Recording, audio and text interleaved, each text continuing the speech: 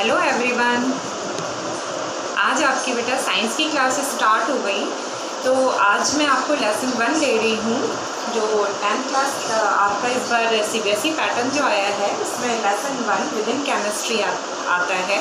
मैं आपको वैसे क्लास के अंदर इसका डिस्कशन कर चुकी हूँ मैं इंट्रोडक्शन क्लास के अंदर, लेकिन फिर दोबारा आपसे रिपीट एक बार बता रही हूँ मैं कि आपके साइंस के जो पार्ट्स हैं वो डिवाइडेड है physics, chemistry, bio and environment. उसके अंदर मेरा डिस्कशन पार्ट रहेगा फिज़िक्स एंड केमिस्ट्री। वो आप जानते भी हैं, मैं एक बार बता भी चुकी हूँ और आप सब इस चीज़ से इंट्रोड्यूस हो चुके हैं।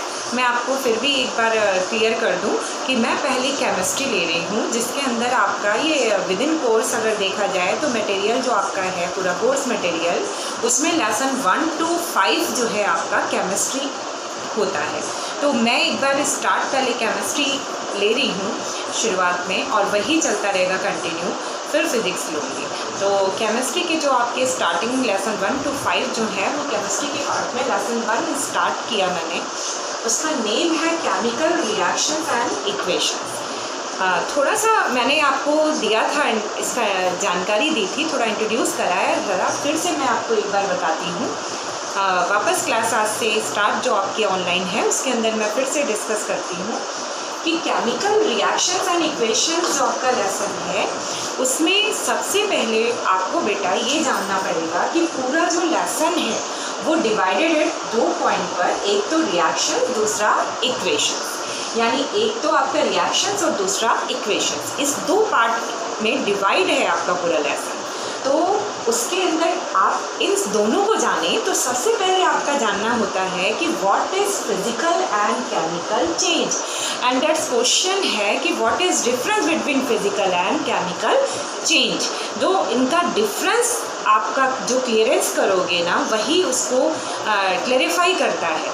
यानी दोनों का जो डिफरेंस है जस्ट क्लेरिफाई करता है कि what is physical and what is chemical change. तो इन दोनों का डिफरेंस आपको अगर क्लियर है देन आपका अपने आप इसका पूरा मैटर क्लियर हो जाएगा कि ये क्या है।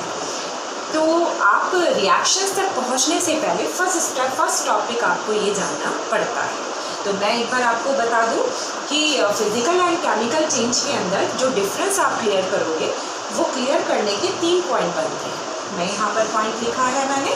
पहला फर्स्ट है प्रॉपर्टीज़, सेकंड है स्टेबिलिटी एंड थर्ड है कंडीशंस। राइट बेटा, एक बार फिर से देखें। पहला properties, second stability and third condition.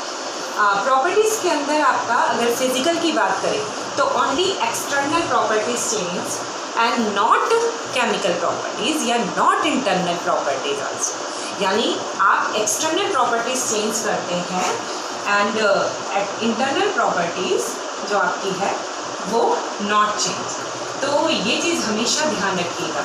तो इसमें आपको याद रखना पड़ेगा कि फिजिकल चेंज के अंदर only external properties change, not internal.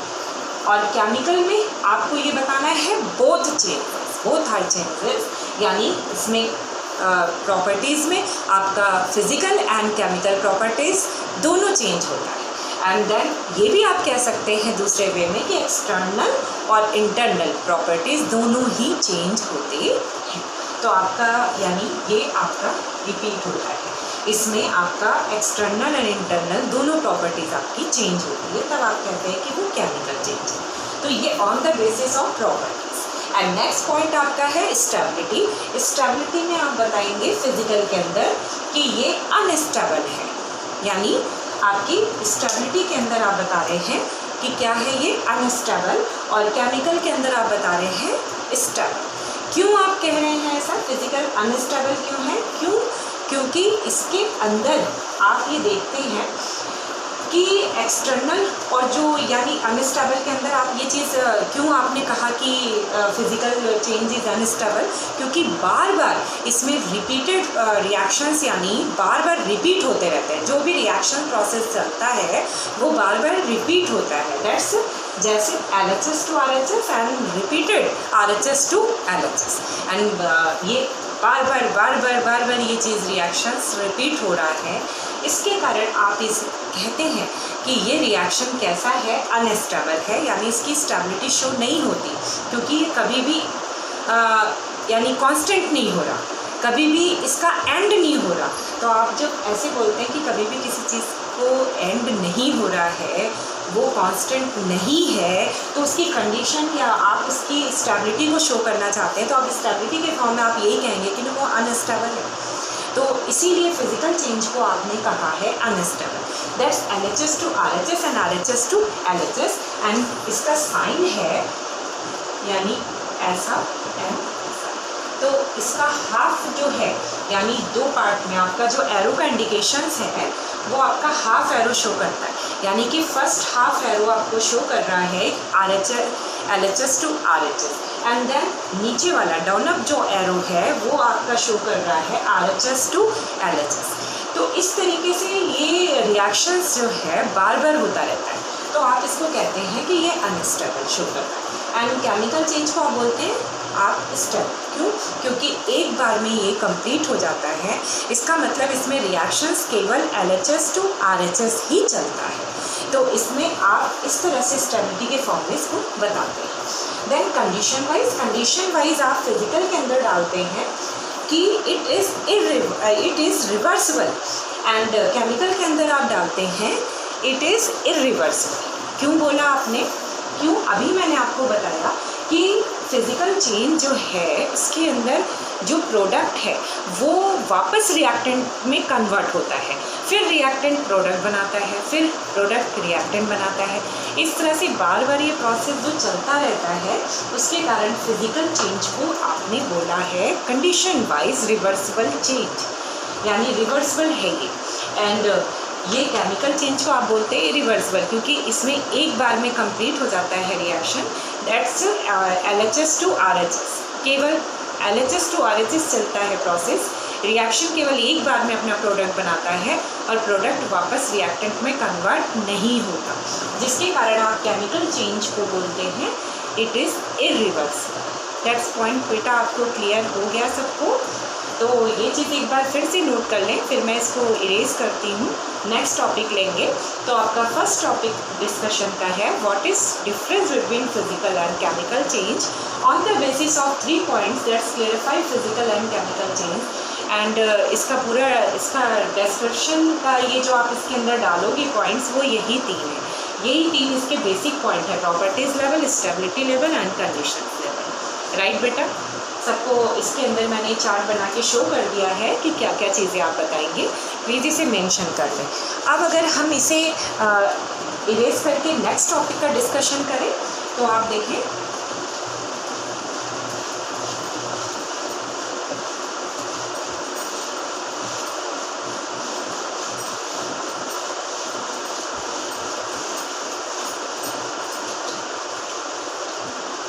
अब आपका फर्स्ट पॉइंट पूरा कंप्लीट हो गया। उसके बाद हम देखते हैं सेकंड टॉपिक पर आते हैं।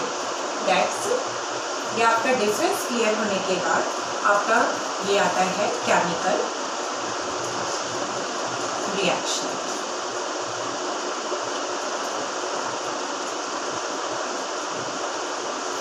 आपका ये टॉपिक है। सेकंड टॉपिक आपका आता है केमिकल रिएक्शन। अब आप यहाँ तक कैसे पहुँचेंगे? तो आपको पहला पॉइंट आपने क्लियर कर लिया कि what is difference between physical and chemical change, then आपको वे मिल गया रिएक्शन तक पहुँचने का। क्यों? क्योंकि जो भी सब्सटेंस के अंदर केमिकल चेंज आपने देखा उसी को आप कहते हैं कि वहाँ केमिकल रिएक्शंस शो हुआ, यानी रिएक्शंस का पूरा आपका रिलेशन किससे है? चेंज एंड चेंज भी कौन सा? Chemical change. दैट्स यानी रिएक्शन का रिलेशन किससे है? केमिकल चेंज से। तो ये केमिकल चेंज किसके अंदर देखा आपने? सब्सटेंस। तो आपने किसी भी सब्सटेंस के अंदर अगर केमिकल चेंज देखा तो वो आपको बता रहा है कि वो रिएक्शंस को शो करता है। कैसे? अब ये चीज़ देखनी है, यानी सब्सटेंस के आपने केमिकल चेंज क्या क्या देखे? जैसे आपने देखा colour change, temperature change, and colour के बाद वो एवोपोरेशन, ये भी आपका है पॉइंट। एंड नेक्स्ट है आपका यानी बबल्स का एवोपोरेशन। तो ये चीज़ आपको ध्यान रखनी है कि क्या क्या चीज़ें चेंज हो सकती हैं। तो एक बार ये फ्लेम को भी बोल सकते हैं या गैस को, इसके अंदर ही ले सकते हैं आप, गैस एवोपोरेट होना। तो यानी केमिकल चेंज जो आपने देखा, किसी भी सब्सटेंस के अंदर केमिकल चेंज आपने देखा, तो किसी भी सब्सटेंस के अंदर केमिकल चेंज आप कैसे देखते हैं? एक तो कलर वाइज, दूसरा टेम्परेचर वाइज, तीसरा एवोपोरेशन यानी जस्ट लाइक गैस, और फ्लेम भी बोल सकते हो आप। तो एक है आपका बबल्स, यानी लिक्विड के अंदर अगर आपने देखा है बबल्स का आना, तो मैंने क्या क्या चीज़ें आपको बताई, ये आपके सिम्टम्स हैं। तो सिम्टम्स ऑफ केमिकल चेंज, तो यानी कि ये केमिकल चेंज के ये सब क्या है? सिम्टम्स हैं। तो आप अगर जो है केमिकल चेंज के सिम्टम्स की बात करें, और वो भी केमिकल चेंज आपने किसके अंदर देखा? सब्सटेंस के अंदर। तो आप रिएक्शन तक आपको पहुंचना है, रिएक्शंस के बारे में आपको जानकारी लेनी है। तो सबसे पहले आपको जानना पड़ेगा केमिकल चेंज, जो आपने जान दिया। केमिकल चेंज अगर सब्सटेंस के अंदर आपने देखा तो क्या सिम्टम्स देखा? Then symptoms of chemical change, that's colours, temperature, evaporation में आप बोल सकते हैं गैस का एवोपोरेट होना, या आप बोल सकते हैं फ्लेम का आना। और लास्ट आपका ऑप्शन मैंने डाला है बबल्स का। एक है स्टेट वाइज भी, सॉलिड स्टेट फॉर्म, दैट्स ये भी एक पॉइंट है। तो आप एक पॉइंट और ले सकते हैं, state just like solid convert into liquid, या लिक्विड कन्वर्ट इनटू गैस, या गैस कन्वर्ट इनटू लिक्विड, या liquid convert into solid. Then आपका ये भी केमिकल चेंज का सिम्टम्स है। तो बेटा आपको रिएक्शंस तक पहुंचने से पहले पहला पॉइंट आपका शायद क्लियर हो गया, what is difference between physical and chemical change. And second topic discussion का है केमिकल रिएक्शन। वहाँ तक पहुँचने से पहले आपको जानना है कि केमिकल चेंज जो है वो सब्सटेंस के अंदर अगर हुआ, देन वहाँ रिएक्शंस शो हुआ, यानी कि आप वहाँ पर रिएक्शंस को शो कर सकते हैं। तो उसके लिए केमिकल चेंज सब्सटेंस के अंदर हुआ तो आप देखेंगे कैसे? तो सिम्टम्स ऑफ केमिकल चेंज आपके हैं ये पॉइंट्स, जैसे मैंने आपको बताया कलर, टेम्परेचर, एवोपोरेट यानी गैस का एवोपोरेशन, बबल एंड स्टेट। मैंने इसको दोबारा रिपीट किया ताकि आपको अच्छे से आ जाए। तो आप इनमें से कोई भी सिम्टम्स अगर देखते हैं तो आप वहाँ पर कहते हैं कि वहाँ केमिकल चेंज हुआ, और जहाँ भी केमिकल चेंज हुआ देन आप कह सकते हैं वहाँ पे रिएक्शंस हुआ, केमिकल रिएक्शंस फॉलो किया। अब केमिकल रिएक्शंस जो फॉलो करते हैं उसको, केमिकल रिएक्शंस को जो शो करता है वो कहलाता है इक्वेशंस। तो इसके 3 जो पार्ट्स बने वो देखिए क्या क्या है। Chemical change first topic, and second reactions, and third equations. तो यानी केमिकल चेंज से रिएक्शंस बना, एंड रिएक्शंस से इक्वेशंस हो। तो आपका ये तीनों के अंदर आपको कंप्लीट हो गया। ये आप अपने नोटबुक के अंदर मेंशन कर लें तो ज़्यादा बढ़िया है, नहीं तो आपको बिल्कुल अच्छे से याद नहीं रहेगा, आप भूल जाएंगे। तो आप अच्छे से पॉइंट को एक बार देख लें कि केमिकल चेंज अगर है तो वहाँ रिएक्शंस है, और रिएक्शंस को शो जो करता है यानी रिप्रेजेंट जो करता है वो इक्वेशंस है। तीनों के अंदर ये रिलेशन है। तो अगर आपने केमिस्ट्री के अंदर ये चीज़ें जान ली तभी आप अच्छे से इसको समझा सकते हैं। तो बेटा ये चीज़ें आपको क्लियर हो गई। जैसे मैं अगर कलर वाइज अगर डिस्कशन करूँ तो जैसे मान लो सब्सटेंस रेड था और किसी रीज़न से वो ब्लैक हो गया, या ब्लैक था तो कुछ उसका कलर फेड हो गया, तो यानी कहीं भी कलर चेंज देखा तो आपने कह दिया कि हाँ भाई रिएक्शंस कुछ ना कुछ तो चेंज हुआ। अब वो कुछ ना कुछ चेंज यानी just like chemical change, and chemical change यानी रिएक्शंस हुआ, ठीक है। और इसी तरह से टेम्परेचर, जैसे मान लीजिए किसी भी कोई भी रिएक्शंस के अंदर सब्सटेंस पहले कुछ आपको लगा कि वो उसके अंदर टेम्परेचर नहीं है, कुछ समय के बाद आपको महसूस हुआ कि वो उसके अंदर टेम्परेचर आ गया किसी भी रीज़न से, या टेम्परेचर पहले उसके अंदर आपने महसूस किया, फील किया, फिर बाद में चला गया, तो यानी on the basis of temperature then called chemical change, and chemical change यानी शो करता है रिएक्शन, एंड रिएक्शंस को शो करता है इक्वेशंस, राइट बेटा।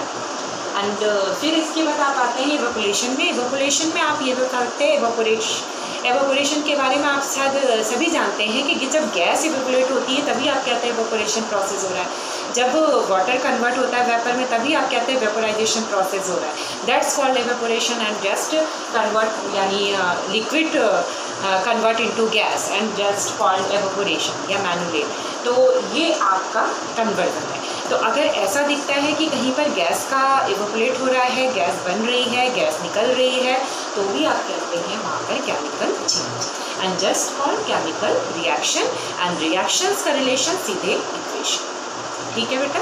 फिर आप आ जाते हैं बबल्स में। जैसे बबल्स कैसे, आप कोई लिक्विड को आपने बॉयल किया और उसके अंदर कुछ हीट किया या बॉयल किया तो बबल्स बनना शुरू हो गए, तो just formation of bubbles called chemical change, and chemical change यानी रिएक्शन, एंड रिएक्शन यानी इक्वेशन, राइट बेटा। इसके बाद अगर हम नेक्स्ट पॉइंट डिस्कस कर लेते हैं तो वो आपका ये है, आप प्लीज़ इन्हें नोट करते चलें ताकि आपको क्लियर रहे ये पॉइंट्स, क्योंकि नेक्स्ट लेक्चर में इसके आगे के पॉइंट्स चलेंगे और मैं आपको ऑन द बेसिस जो आपका हर चीज़ का आपका जो टर्म्स है वो किस बेस पर कितने टर्म्स आ रहे हैं और किस चीज़ को क्लेरिफाई करने के लिए हमने कितने टर्म्स यूज़ में लिए, वो सारी चीज़ें मैं आपके नोट करती जा रही हूँ, प्लीज़ नोट करें तभी आप समझ पाएंगे। एंड जस्ट फिर आप नेक्स्ट पॉइंट लेते हैं। अब आपका आता है नेक्स्ट, इसके बाद नेक्स्ट है आपका कि आपने जब ये जान लिया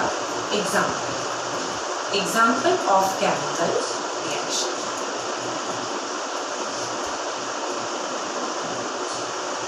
अब एग्जाम्पल ऑफ केमिकल रिएक्शन के अंदर आपका है formation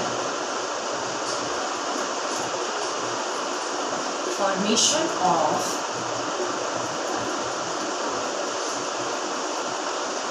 white powder, formation of white powder and just called magnesium oxide, and molecular formula MgO, and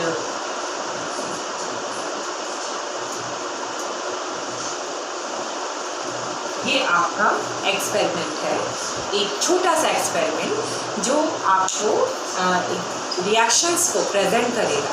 तो बेटा आपका ये एग्जाम्पल से आपको रिएक्शंस को क्लेरिफाई करना है, यानी इस एग्जाम्पल के बेस पे आपको रिएक्शंस बताना है कि what is chemical reaction on the basis of this example formation of white powder and also called magnesium oxide in the chemical format in the chemical name. तो यानी केमिकल नेम में आप इसको वाइट पाउडर यानी white powder को chemical name के अंदर आप बोलते हैं magnesium oxide, and molecular formula MgO। कैसे बनता है MgO, ये आपको जानना है, एक्चुअली अपना काम ये है MgO कैसे बना। तो प्लीज़ इसको देखें एक बार, ये छोटा सा एक्सपेरिमेंट का डिस्कशन है क्योंकि इसी के बेस पर आप जानेंगे कि कैसे केमिकल रिएक्शंस फॉलो करता है या होता है। आपने एक मैग्नीशियम रिबन लिया है, इसके अंदर लगभग मैं आपको एक्सपेरिमेंट छोटा सा है वो बताती हूँ, लगभग 2 या 3 मान लीजिए आप 2-3 सेंटीमीटर का एक रिबन है जो मैग्नीशियम रिबन है, just called magnesium ribbon.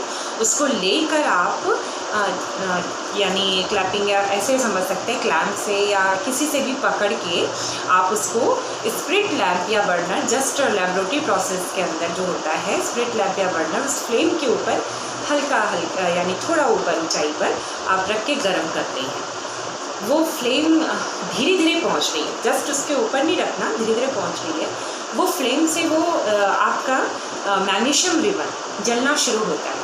Then आपको पहला ऑब्जर्वेशन का पॉइंट मिलता है वाइट फ्लेम का निकलना। वो वाइट फ्लेम जो आपको दिखती है वो फर्स्ट ऑब्जर्वेशन पॉइंट है। तो आपका पहला पॉइंट ऑब्जर्वेशन का बेटा क्या हुआ, एक्सपेरिमेंट के लेवल पे आप क्या समझाएंगे इसको, यानी 2-3 centimetre magnesium ribbon burn on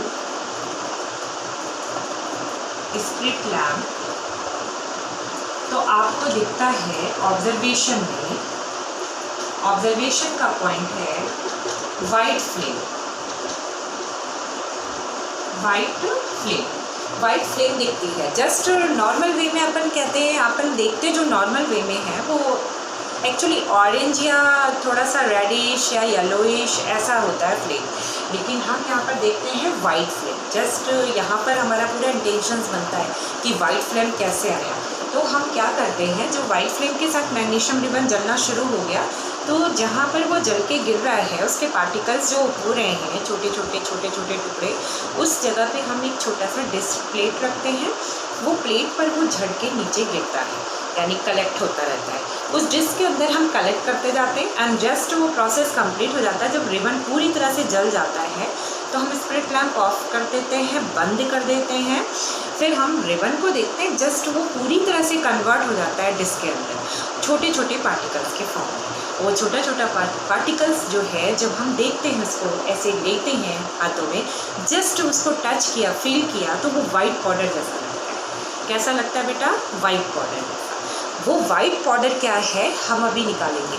white powder से आपने ऑब्जर्व किया ऑन द बेसिस ऑफ, यानी symptoms of chemical change, chemical change आपने देखा, सिम्टम्स आपने देखे, केमिकल चेंज के सिम्टम्स देखे। क्या देखा आपने? State level.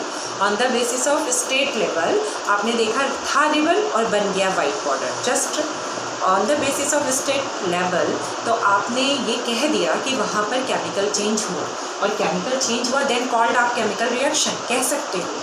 जैसे इसका आपने फिर रिएक्शंस बनाए, वो रिएक्शंस आपका जस्ट लाइक आपका कंक्लूजन भी है, ये कंक्लूजन पार्ट है। तो वो रिएक्शंस आप कंप्लीट बनाएंगे। इसमें आप कैसे बनाएंगे रिएक्शन? देखिए, ये आपने लिया Mg, ये मैग्नीशियम रिबन, ये बर्न किया। जस्ट आपने वहाँ पे जलाने का मतलब होता है बेटा, बर्न करने का मतलब होता है ऑक्सीजन से कांटेक्ट लेना। तो मैग्नीशियम रिबन जस्ट ऑक्सीजन को कांटेक्ट में लिया और उसके साथ जलने का मतलब ही ऑक्सीजन से कांटेक्ट लिया। तो just convert into magnesium oxide and balancing part, ये बैलेंस करने के अपन ने 2 लगाया है एंड देन 2 Mg। ये बैलेंस आपका है, 2 Mg इधर है, 2 Mg इधर है, No2 and O2। ये आपके मालिक्यूल सारे आपके कंप्लीट हैं, यानी एटम्स और मालिक्यूल्स आपके दोनों ही बैलेंस हैं।